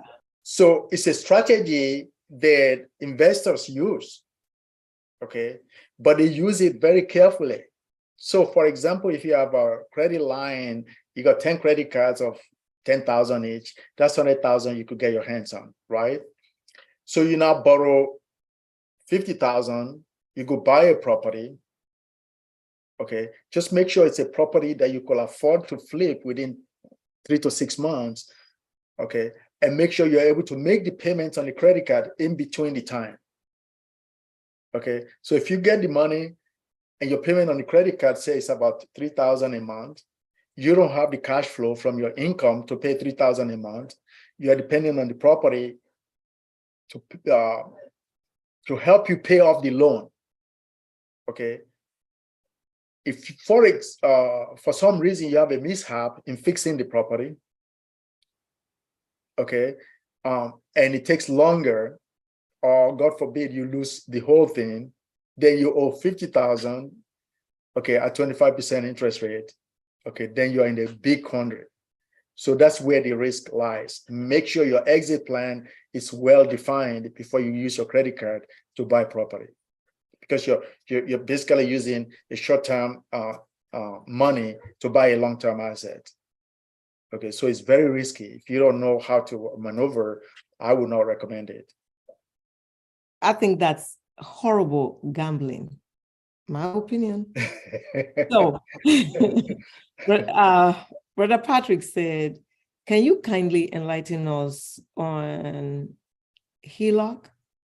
HELOC, HELOC. Yes. So that's a home equity. That home equity line of credit. Line of credit. They borrowed against the equity in your property. Home. Yes. Yeah. So I think I kind of touched on that briefly, right? Yes. So if you have a lot of equity in your house, So you have a choice between taking some of it out, putting it in another asset that pays you more than the loan you're paying to the bank. Okay, it's a lot less risky than using your credit card. Okay, because if the price of your house goes down, you don't really have the equity until you actually take it out. It's equity, but it doesn't turn into money until you take it out. And the bank can pull it at any time. Well, in fact, they don't have to pull it. The price goes down. If you start with 300, you could end up with 150. Whereas if you took the 300 out, it's in your hands and you're using it for business, trading, the business is giving you more than the interest you're paying to the bank, then that's where you take advantage of the opportunity your equity presents you. Okay, that's when you should take HELOC. Some people take HELOC and they go to Jamaica and they buy all kind of stuff, right? But they now have to use their salary to pay the HELOC back. Whereas if you use it for business, the business pays the HELOC back for you, or another investment, pays the HELOC back for you. That's the magic of having real estate, because you can. Very seldom are you able to borrow HELOC using any other asset. You can't. You could borrow money against your stock or your life insurance. It's unlike real estate. How is that unlike real estate? The life insurance, because real estate gives you the advantage of appreciation. Okay, and the interest that you're paying sometimes on your house is deductible. So you get several advantages of using your HELOC compared to if you borrow money against your stock and the stock goes sideways or goes the other way, they can call it and then you're in a big quandary right away. No, but what about life insurance? Life insurance, borrowing money against life insurance, I'm not familiar with it, but first you have to have the money there. Yes. Okay. In real estate, the money is created for you magically by appreciation. So you can't put 10,000 in life insurance. First, you got to accumulate the money before you can borrow against it. Everybody they keep talking about this borrowing against your life insurance, but you can't borrow money against your life insurance if you don't have the cash value in there, and you can only borrow against the cash value. So if you have $100,000 life insurance policy, that doesn't mean you get a chance to borrow against $100,000, and your cash value is only $1,000. That's all you can borrow, $1,000. Whereas if you have a real estate and the value has gone up, you could borrow up to 80% of that value. Cool. Thank you. Thank you for that clear explanation. Actually, Sister Daisy here, and she's amazing, said earlier on that your explanation was excellent. He said, excellent explanation given with simplicity. Thank you. He, however, suggested that you please explain how the credit score is calculated. That was when we were talking about credit score. That's another topic, right? It is complicated, I don't want to say it's a long doggone process. It's a lot of things. Yeah. So it depends on a whole bunch of stuff, right? The factors that go into it include how often you're late on your payment, how long your credit history is, right? How soon you pay your credit cards, right? Do you pay them before they're due? You pay them after they're due? How long is your credit history, right? For example, somebody who has a 10-year credit history on a credit card will probably get maybe 2, 3, 10 points higher than somebody who has 2-year history. Okay, so all those factors is what they rated in some mathematical calculation to predict, and they put it in a score to predict, okay, how good a risk somebody is. So there's a lot of factors. The number one factor is your utilization of credit.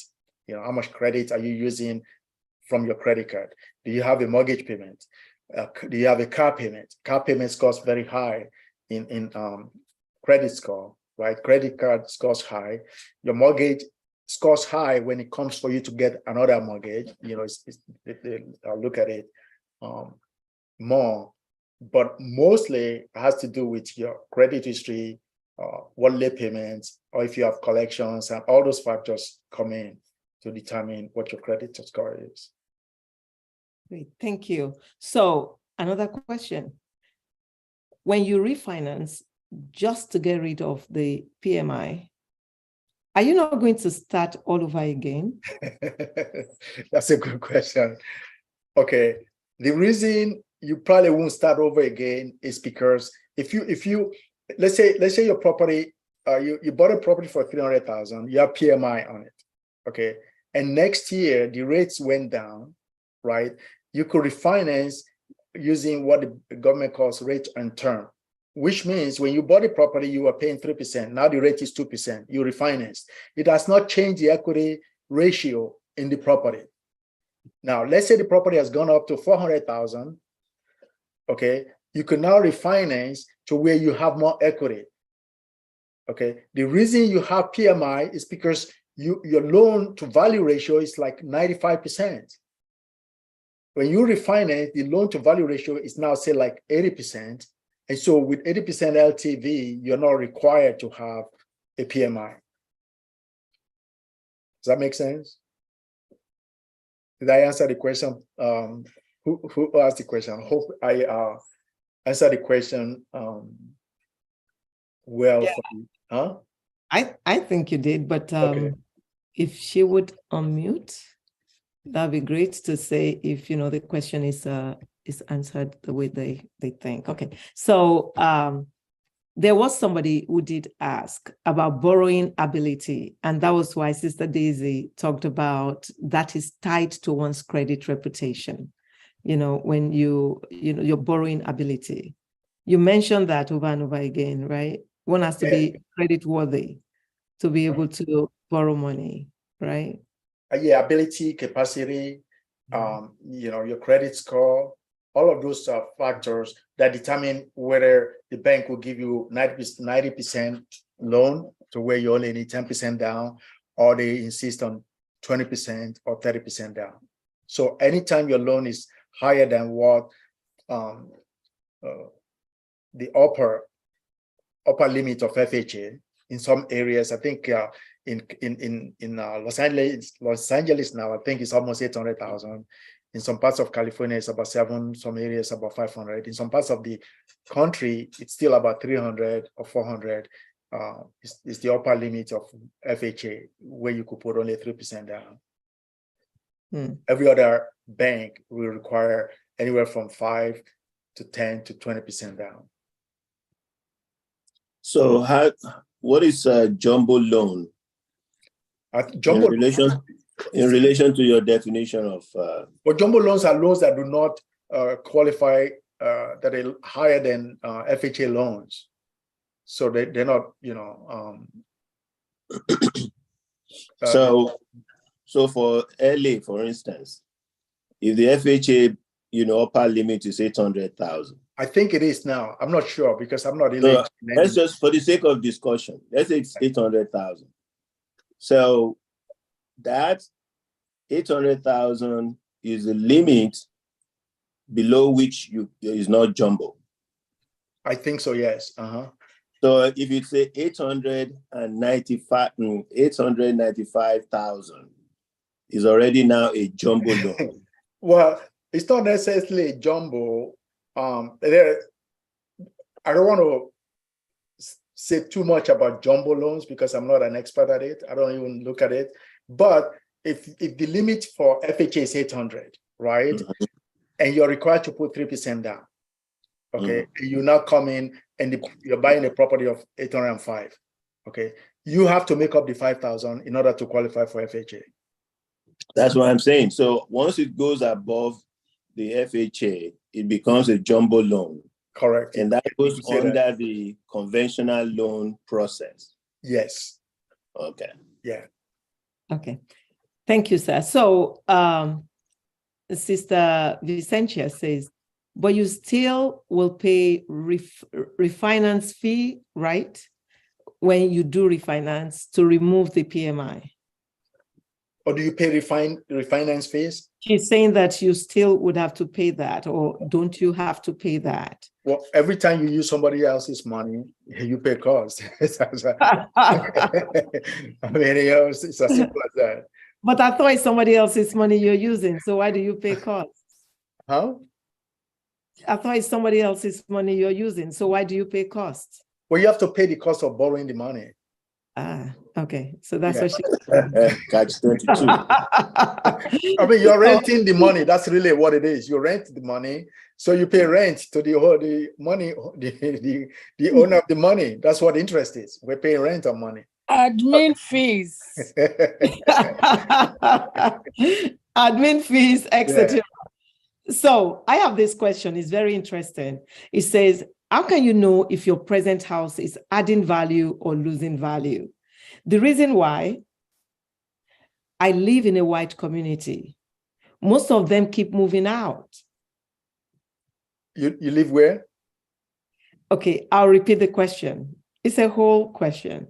Okay. How can you know if your present house, your present property, is adding value or losing value? And he says the reason why he's asking the question is he lives in a white community and most of them are moving out. Okay. Most of the white folks are moving out of that community. So I think I have an idea why. So you could look at it two ways, right? They could be moving out for reasons that nobody can speculate on, right? They could be moving out because they want to move to a different neighborhood, right? They could be moving out because that doesn't mean the value is going down. It's becoming too black. Well, you could say that. Yeah. Huh? Okay. But just because it's becoming too black doesn't mean the value is going down, though. You understand? They're moving out for their own reasons, right? Too many people coming into our neighborhood that we don't like. We don't feel comfortable with. We don't feel comfortable with, right? Okay. But that does not necessarily mean the way to tell if your value is going down. You just to put your address on Google and Zillow will tell you, okay. And your value will always kind of go with the trend anyway. You could look at the trend in your neighborhood, right? And you could check it once a month, once every few months, and you will know if your value is going up or down. And if you have equity, you could rent it out, take your equity, move to another place. Because every 3 years, I think you qualify to be a first-time home buyer. That's the beauty of living in the US. The government will come in and help you out to buy another house. That's how some people actually accumulated houses over they buy the first house, live in it for 2 years, left it, buy another house, use government loan, they put 3% down again, okay? And meanwhile, the other house is going up in value. Then they buy a fourplex, live in one, and the three pay their rent, right? And you live for free. That's how you use leverage in real estate. That's another topic. May I just add something to the question? Sure. So let's say it's a white neighborhood and a lot of the white people are moving out. The value of the other people's property would depend on the sales of those ones that are moving. Now, because they have to sell to move out. Yeah. If they're selling at very reduced rate for any reason, it's going to piggyback on what the value of the properties for others who are staying back will be. Correct. It would depress the value to some extent. So in fact, if there are too many whites living and they are selling at very high prices, the price of your own house is going through the roof without even, as long as you are maintaining your house. Because if you're not maintaining your house, it becomes very obvious that it's in disrepair. Everything is broken down, no broken window, the shingles are falling out. Of course, that will affect the value of anybody's property. But I believe if people are moving out of any neighborhood, the indication that you'll be looking for is how well are they selling. If they are selling at very reduced price, then you know the value of your property is going down. Thank you. So I have another question. Amazing Tea. Sure. I think I told you about this gentleman before. He says, I did tell you. He said, can you provide mentorship to a would-be real estate investor? Oh, yeah, of course. I'm always glad to help and provide mentorship to people that are interested in getting into the business. Or even if you don't plan to get into the business, my doors are open and my ears, are open. I am always eager to help people that want to use real estate as a way to accumulate wealth, or to get their next house, or to give advice. Yeah, I'll be glad to do that. Thank you. I already told him. I talked to you about him, so I'll connect you. So another question. I don't know if this is a question or a comment. It says it also depends if you are taking money out or not when refinancing, as well as fees for refinancing is added to what balance was. So if the house was $100,000, the fees could be $9,000 to $12,000, even if the interest rate reduces. So when it comes to fees, real estate, these days, since the last recession, the government, through the Dodd-Frank's law, okay, they put a limit on how much mortgage brokers can charge, or even the bank can charge, as far as fees are concerned, right? And they have to disclose the fees to you way in advance, to where you have the opportunity to shop around. First, they give you what they call the truth in lending, giving you an estimate. Okay, if you take this loan, this is what you are likely to pay. Okay, and I don't think, and I think maybe Madam Tino might notice, since she's a closing attorney, it cannot vary between what they initially disclose to you and what is final to a certain extent. Okay, so the objective is for people to know what the loan is going to cost them. Okay, they still gouge people, right? But it's not the same as it was 10, 20 years ago, where you take $100,000 loan, you pay $12,000. That doesn't happen these days. Fantastic. Thank you. Mary also says she needs mentorship. So I'll connect her. And there's a question here. It's kind of tricky. It says, therefore, it is not advisable to get some money out from your equity if you are not going to invest it, correct? That's absolutely correct. Yes. If you're not investing, you're going to get money out and you're going to spend it on house maintenance and paying off your debt and doing all of that. Or you could use it to improve your house, because when you improve your house, you add value to the house. So, for example, if you have a leaky roof, if you borrow money to fix the roof, that's adding value. So that adds to your appreciation. And if you change the windows, maybe. If you put new windows, because I don't know the number. I think I tried to Google it the other day. A lot of houses in the US, out of the 82 million homes we have, you could say 10, 20% of them were built, 100 years ago, 200 years ago, right? Okay. And so they need upgrades. So if you have equity and you upgraded your house, it's to your advantage. Got you. So Dr. V has a hand raised. And that may be the last question we take for tonight. Oh my gosh. Amazing Tea, you've done amazing. Dr. V, kindly unmute.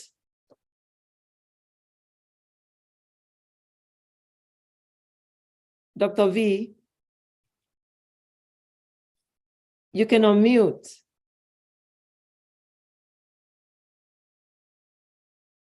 I don't know. Is she having difficulty unmuting? That's not Dr. V. She doesn't. Dr. V, you can unmute to ask your question.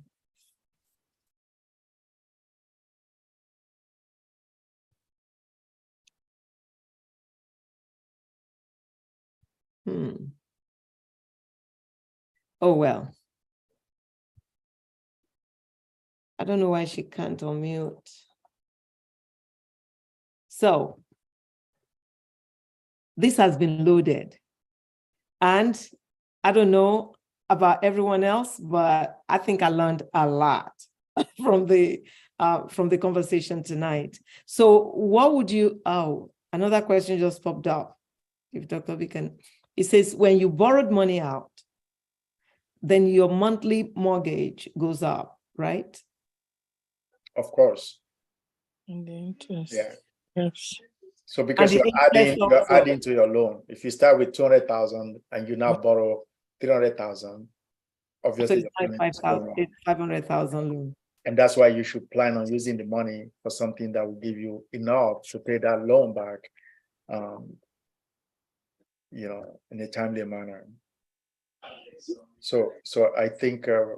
So, Amazing T, what would be your parting words for us before, and I'm sorry, we don't leave any stone unturned.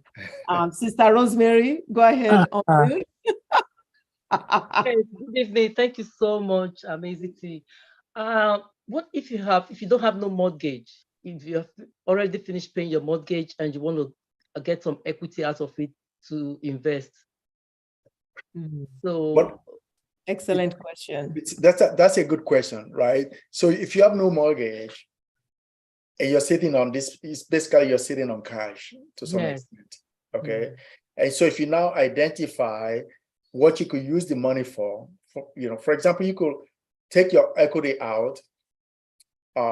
If the bank charges you 6% or 7%, you can find real estate investors in your area, right? That are doing, because most of our money come from private investors, right? Like you that has cash, people that have cash, hard money lenders, brokers. The brokers get money from the people, from regular people. Okay, so you could loan this money now to an investor in your area or an investor that you're familiar with at a higher rate. The bank gives you the loan at 7%, and you could loan it out at 10, 12% to an investor, right? Then you have a spread of 5, 6%. You're able to arbitrage your money. Well, it's not really arbitrage because it's your money to begin with, right? Instead of sitting the money there, collecting dust, because really that's what it's doing. I call it dead asset, right? You now take it out, or some of it, use it to make more money, put it back, or use it to buy another property. Okay. Or leverage it. So if you take 100,000 out, split it into two, put 50,000 down on another house or a couple of houses, now you have 3 that originate from your equity. But then now you have a mortgage. Well, those 2 houses you're buying will have rent coming in to pay the mortgage. Well, just to establish that once you borrow against your own equity, you're now owing something. Oh yes, you are exactly. Owing yourself. Yes. So if you're starting with a paid off house, you're not borrowing against it. You have a new mortgage, right? So whatever you put the money in must be enough to generate the mortgage that you now created. But you are owing yourself. So which means I'm going to be paying 2 mortgages at the same time, right? No. If you let's say you took 100,000 out of your house, your mortgage is now 1,000, right? You loan the money to an investor. The investor is paying you 1,500. You use 1,000 to pay the mortgage. You keep $500. Please, I need to come to see you. Well, it all depends. We are charging fees. We are charging fees. No. At the time, no, please. I think that is... we are charging fees. Dr. O, if I may, quick. So you could ask Dr. O. You guys can write your questions down, And so we could set another one for just Q&A, right? Mm. Okay. And the reason I'm glad to do this, just like Dr. O said, right? Even though the intention is for Dr. O to educate all of us, and I've benefited so much from it, in the last 1 year, right? That I'm glad to give back what I know about real estate. And I also know that your health is dependent on your ability to take care of yourself. Mm-hmm. Okay, you could be healthy and you have no money, you'll be depressed, right? Okay, Yep. so we want to be healthy and at the same time have the ability to take care of ourselves, take care of our loved ones, and then create wealth. That's why Amen. this topic, It's so important. Yeah, very. You, Dr. O, you cannot stress it enough. It's important. Yeah. Go ahead. Before Before Auntie Tower. You jump in before Auntie Tower. I Okay. know. This is even for you. It's Auntie Tower. That question, I just wanted people to get this because I know most people don't really read the chat. So, but I put it in the chat already. There was a question about, I think it was Auntie Tower who actually said it, that if you have a neighbor who says, okay, yeah, come and get my property, just take it. As much as is very what is it? There's Easy this to word. say. Huh? I said it seems very easy and just something that you It's can do. attractive. But It's attractive is the word. Yeah. Very attractive and inviting. It is good. But the same reason why parents in this country would will or bequest, they call it, properties to their wards or children, and those children will refuse. They know they don't want. There are so many reasons. First, you think about this person who wants to give me this property. Does he have any lien on the house? So the house may be worth 200,000. Let's just take it as that. And then he has a lien that he has to clear up about 250 or 280. So you are in the hole to start with. That's an encumbrance right there. So there's also the interest, the mortgage interest, or maybe they're still not even haven't finished paying off the mortgage. And then they may still be owing the property taxes on the property. So sometimes if it's too good to be true, So that's what I wanted to say. Thank you. Thank you. Thank you. Auntie Tower, go ahead now. Amazing, Toyin. Thank you very, very much. All what you said is very, very logical. Can we apply it in Nigeria? Of course. So the main difference between Nigeria and the US is that the US transfer of property is very simple. Okay. In Nigeria, it's very cumbersome. Complex, right? And cumbersome, right? The method of ownership in the US is what they call fee simple, right? In Nigeria, the government changed their rules in 1987. Thanks to, I don't want to use derogatory names, thanks to some of the old cargoes we have right now that is still masquerading as leaders. Okay. President Obasanjo colluded with some people and they changed the land use, they call it Land Use Act. It was in 1987, I think 78, they did it. We used to have the same similar process of taking title to property before they changed and now gave all the land to the government. And now, in order for you to acquire title, some governor have to sign on it. Okay, that's the cumbersome part of it, number one. Number two, there's no opportunity for mortgage financing. Okay, there's no secondary market. The interest rates is very high. But regardless of all that, it's still helping people to create wealth, because just like in any other country, your property values keep going up because there's not enough supply for the demand. Okay, and owning real estate in Nigeria, collecting rent, buying and fixing, developing is similar to here, except taking title and some of the maneuverability that we can do here is not possible in Nigeria. Okay, but at the same time, if you're in Nigeria and you have ability to buy property, regardless of how long it takes you to take title to it, you should buy it because eventually the value is going to increase. I know because I've been beneficial. I've been a beneficial of that process also. I bought properties that I bought at some point for like, when Naira was still like maybe 10 to 1 or something, paid 2,000 Naira. Eventually, when the value went up, I was able to sell it for over 1 million Naira. You understand? But I bought it, it was sitting there for almost 20 years. You understand? But I remember in fact, I didn't even buy it. They forced me to buy it. It's my sister called me. It's your You have to neighbor. buy it. It's only $2,000. Okay, whatever. Okay, you can have It's your neighbor. it. I mean, same thing, yeah. Thank you. You should never take real estate for granted. And from now on, having learned or listened to this, you should never pass a property that you think needs help and you're not knocking on the door and saying to Mr. Jones, Mr. Jones, I noticed your grass has not been cut. Can I buy the property? You understand? So every property that needs help in the US, basically begging to be sold, right? The owner may not be ready. At some point, they'll be ready.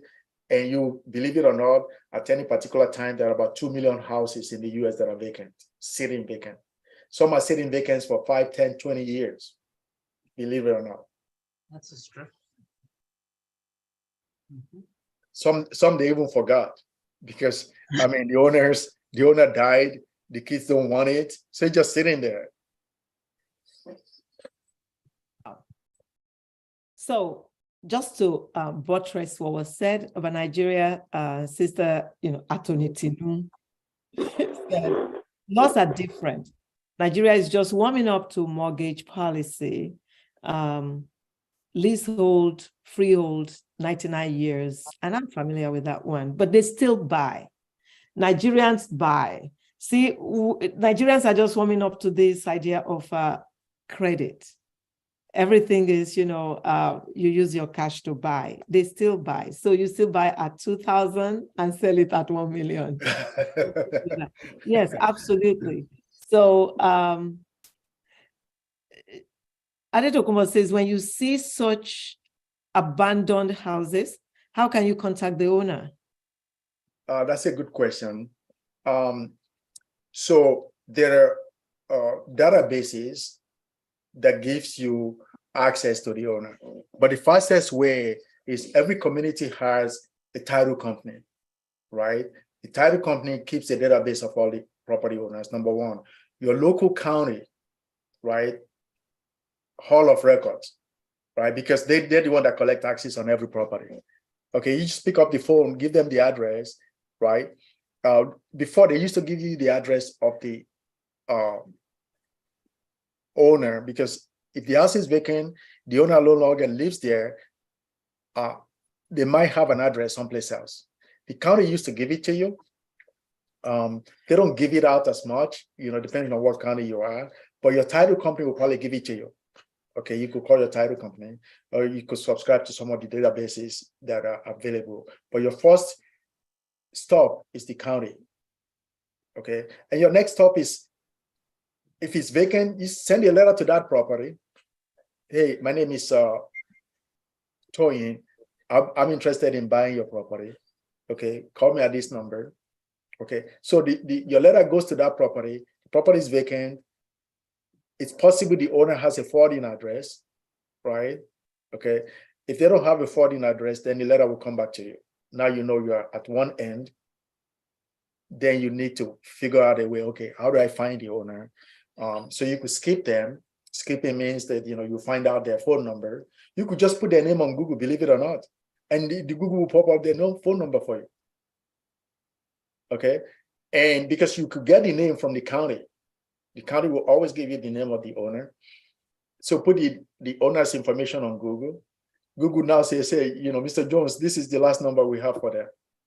Or this is their email, believe it or not. This is their Instagram handle, right? And you could contact people on all those platforms.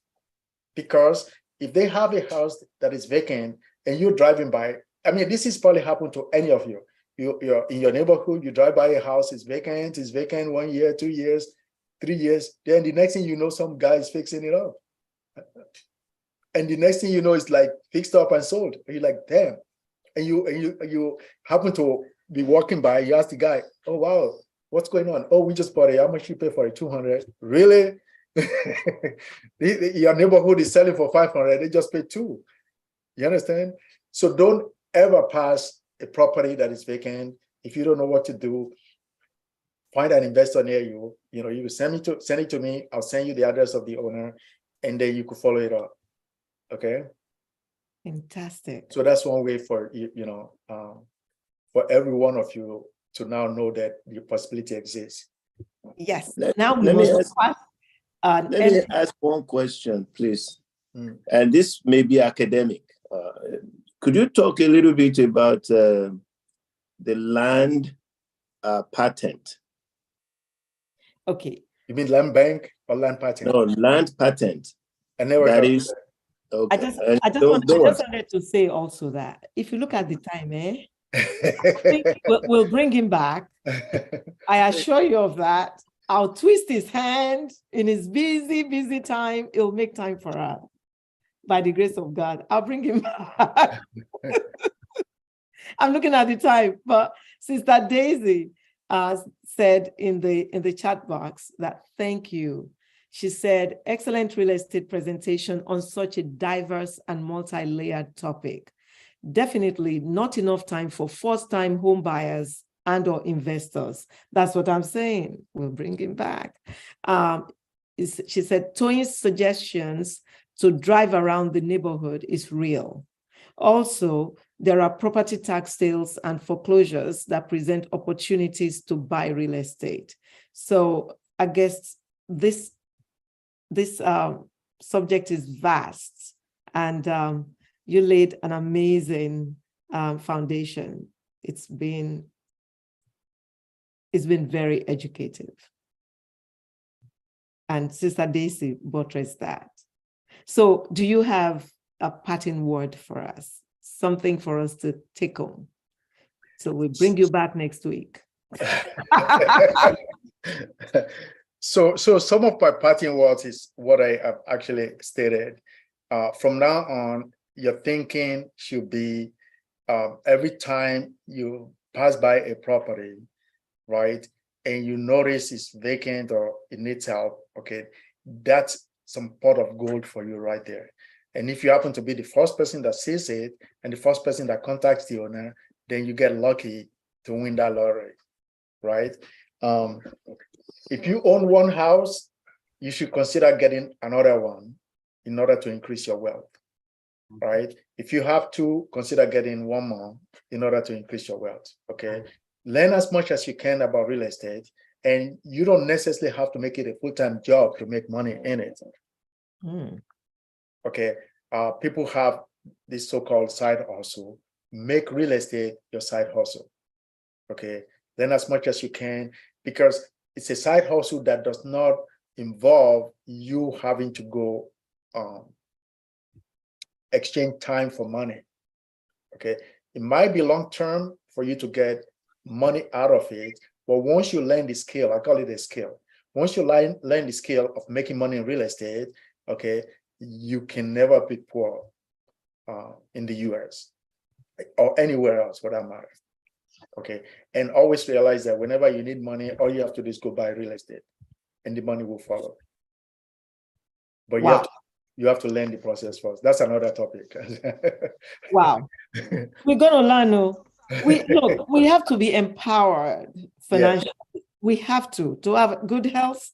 You gotta have the money. So that's my way of empowering Dr. O's followership. Thank you so much. The Medical Mondays family with Dr. O. Yes. By force and by fire. So Sister Tino said, awesome presentation with amazing Toyin, 100%.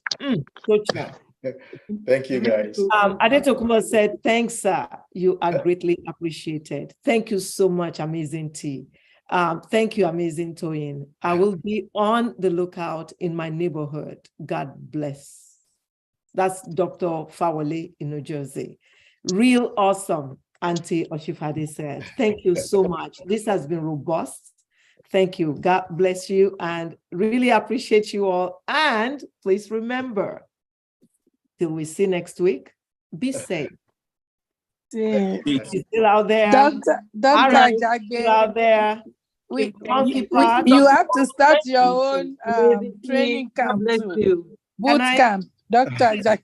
Kindly let me conclude, please, that till we meet again next week, be safe, be still careful.